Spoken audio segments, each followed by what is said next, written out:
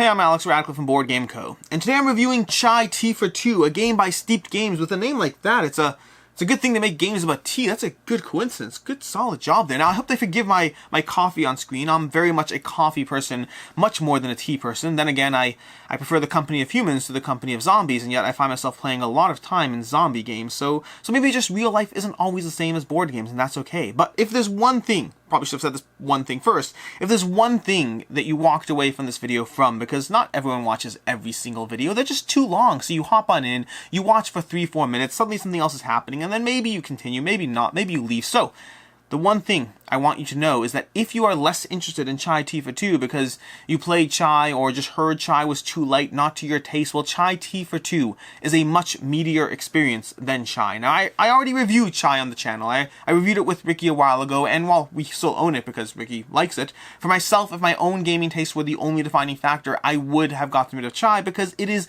beautifully produced. It is done well. It has solid gameplay elements, and yet the gameplay is lighter than I am personally looking for in a board game.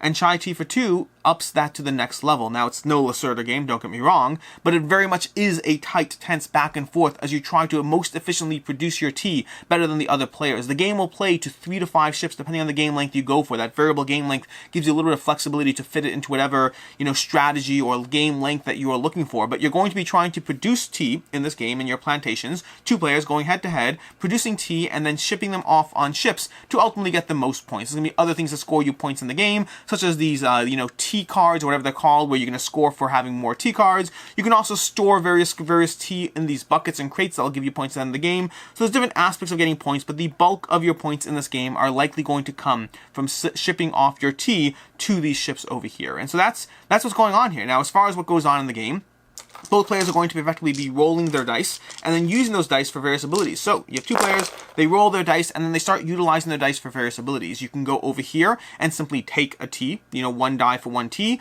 You can go over here and get the cards, and those cards are going to be the meat of the game. We'll come back to them soon. Over here, well, actually, we probably should cover them now because the rest of the stuff might matter a bit. So these cards, well, in the game, you're going to be slowly but surely trying to move your tea up from where you created it to the dock so you can ship it out on those ships. But moving up the tea, there's a few ways you can do it. You can take movement actions, which you can earn over here, as well as in the beginning of the game.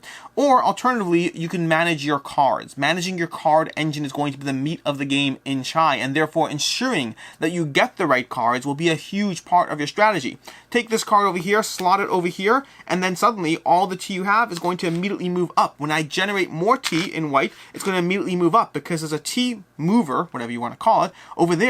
Combine that with other cards. Maybe I take this one over here. Look at that, another tea card. Boom. Now my tea's going to go straight to over here. Now there's other ways you can move cards as well, but let's say I want to go ahead and take a die and put it over here. That's going to allow me to move this card over here, and suddenly my tea's moving up again. So the game is going to allow you to manipulate your tea through general movement, which will do the job and will be essential in bits and pieces.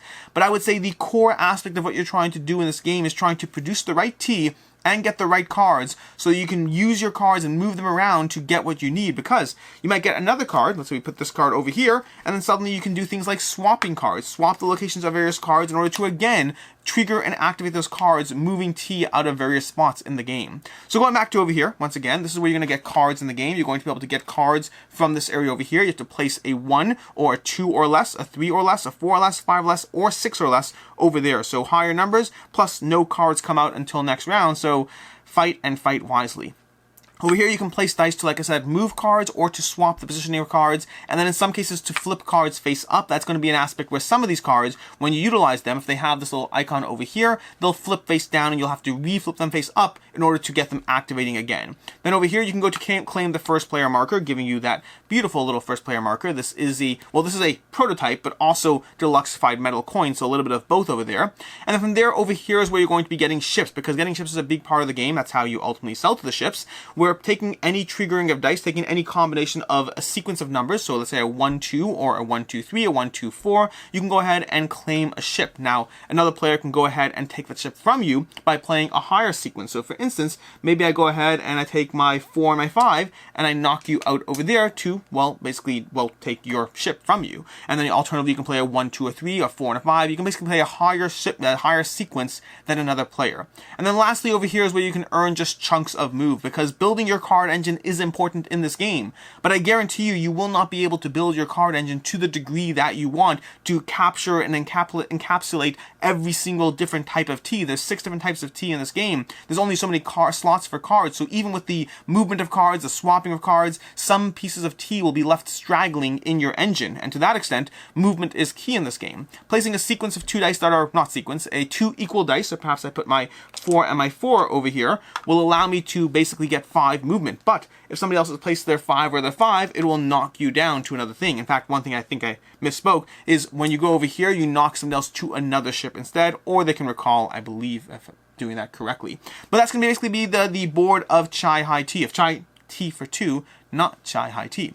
So, once again, quick recap, trade in a die to get a tea, trade in dice to get cards, trade in dice to move cards, swap cards, trade in dice to get ships, trade in dice to get movement, all with the goal of slowly but surely moving your tea up the ranks until you can ship it off in the ship to get the points shown on the ship. Once 3 to 5 ships have been effectively sold to, that will trigger the end of the game. Now, there's a few other aspects. There's going to be player powers, which you have basic player powers, which give you extra points for certain tea, and then advanced player powers that give you actual abilities, such as moving or swapping cards. And then you also have an advanced player board, a player board where as you move tea around, you can also turn it into the other types of tea as it goes through certain pathways, which is a little more brain burnery to wrap your head around, but does give you additional depths of strategy of how you want to get one tea to turn it into another, and vice versa, and all of that.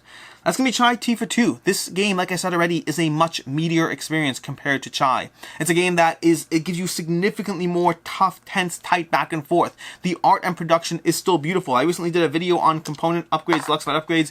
These boards over here, these dice trays, are amongst some of the nicest I have, well, not amongst the nicest, they are the nicest ones I have seen from the small variety of 10 or so different types of dice trays I've seen over the years. These are beautiful to look at, also just well produced. We have these fancy metal player coin, we have these little tea tins. This is a prototype, and yet it doesn't feel like a prototype. I don't even know what the final game is going to look like, but if it's anything to the degree of this quality, forget being nicer or better, then it already is a beautiful production, presentation, components, etc. The theme is fairly unique. Games about tea are not that common. Neither are games about coffee, by the way. If we can fix that, that'd be great.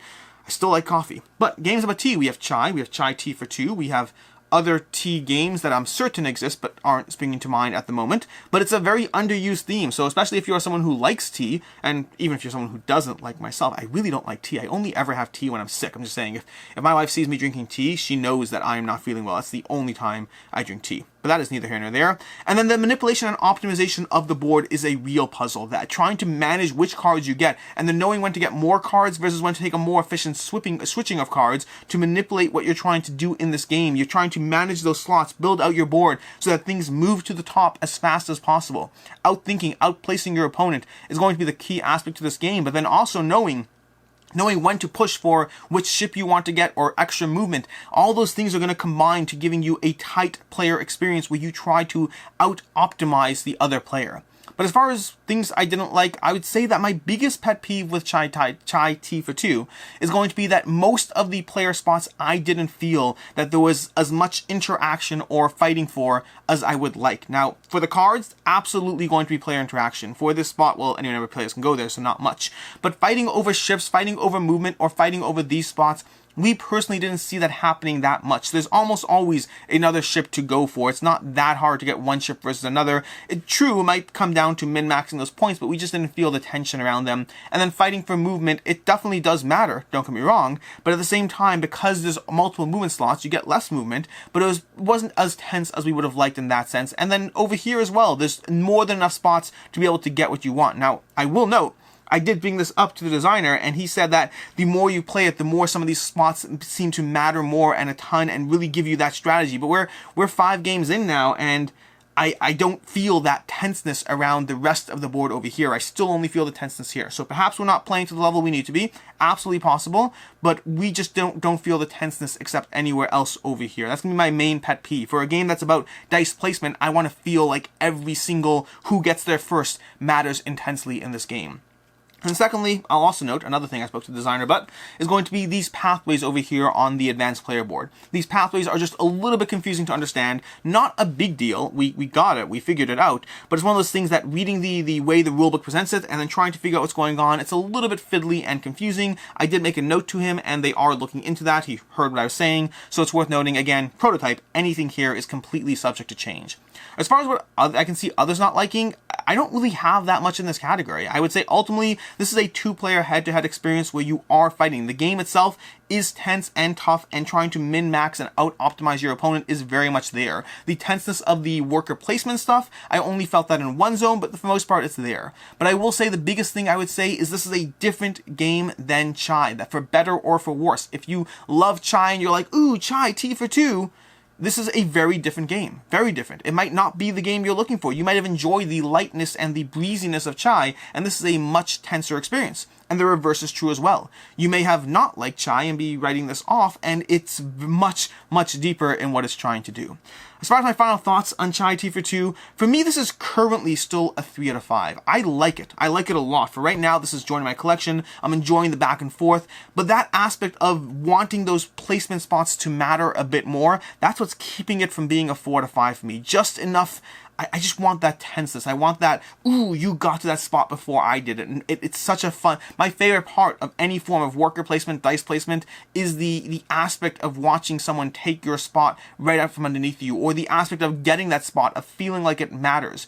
Because we felt that it was more about out-optimization and out-thinking your opponent, the interactivity was lower than I'd like. Not nothing, because again, these spots certainly matter, and these spots, they do matter, just not as much as I'd like, but I would say that is the biggest gap over there as far as what I want from Chai T for 2. But overall, this is one I can easily recommend. I'll throw a link to the Kickstarter down below. Depending on when this video goes up, the Kickstarter will be going up, well, I think May 4th, if I'm not mistaken, so there'll be a link to something, but it may or may not be ready to back just yet. Until next time, I'm Alex Radical from Board Game Co. I hope you enjoyed this video, and as always, have a good one.